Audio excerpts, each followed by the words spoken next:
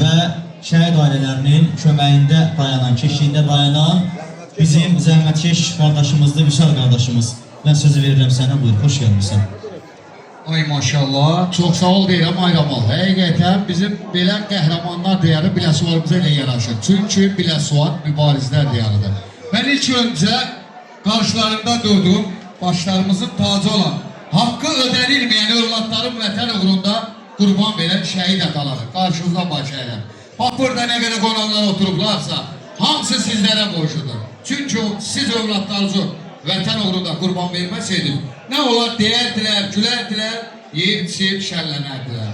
Onlar hamısı bizdə onların içində olmaq şərtindən vətən uğrunda canından keçən şəhid ailələrin yaddan çıxarda bilmədik. Çünki o şəhidlərdir ki, torpaq altında yatıb, övladları, bax, atalar var, görürsən, eləsinin bir övladı var idi. Ancaq tək vətən sağ olsun deyib, vətən uğrunda qurban verdi. Ramal, Biləsuvar, qəhrəmanlar diyarıdır.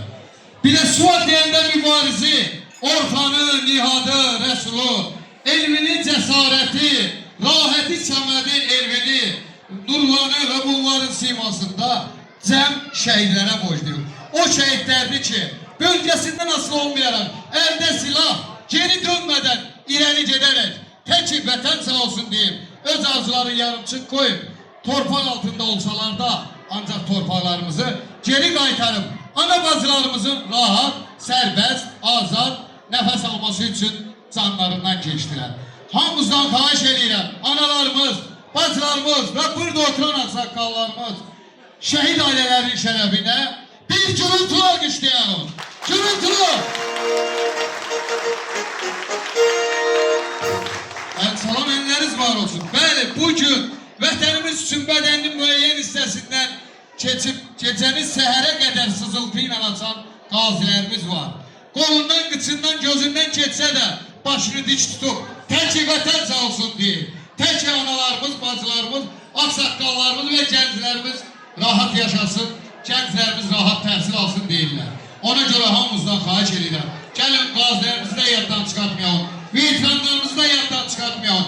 Bugün əskərindən zabitinə kimi Çürəyli bayraq altında isti-soyuq bilmədən şərəfsiz ermənləri torpağımıza bırakmayan Azərbaycan ordusu var. Bax, bugün Şahin atanın övladı əldə silah, Çürəyli bayraq altında sizləri, bizləri qoruyacaqlar.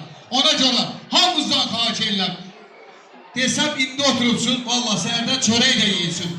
Gəlin o dediyim adları elə gürültülü almışlayalım. Şənlik sarayını ərzi edəcək. Gürültülü! Var olasın. Değerli şehit valideynleri, karşısına baş əyirəm, haqqınız ödənilməzdir. Vəsvəsindən asılı olmayan hər bir Azərbaycanlı qarşısına baş əyir.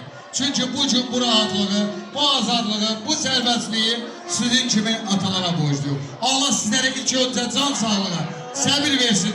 Analarımızın əllərindən öpüb qarşısında baş əyir. Allah Azərbaycanımızı bundan da güclü eləsin. Çürəyli bayrağımızı hər ölkədə bundan da yüksəklərdə dalgalandırsın. Ben buna toy deyərdim. İnşallah sağ getsin, salamat gəlsin, toyunda iştirak edir. Sağ ol, ay Vüsal, var olasa. Biz də deyilən bütün təbriklərə qoşuluruq və Hillətüdə şöhrətilər, el obasın sürətilər, vətənə xidmət edəndilər, mənim əskər qardaşlar.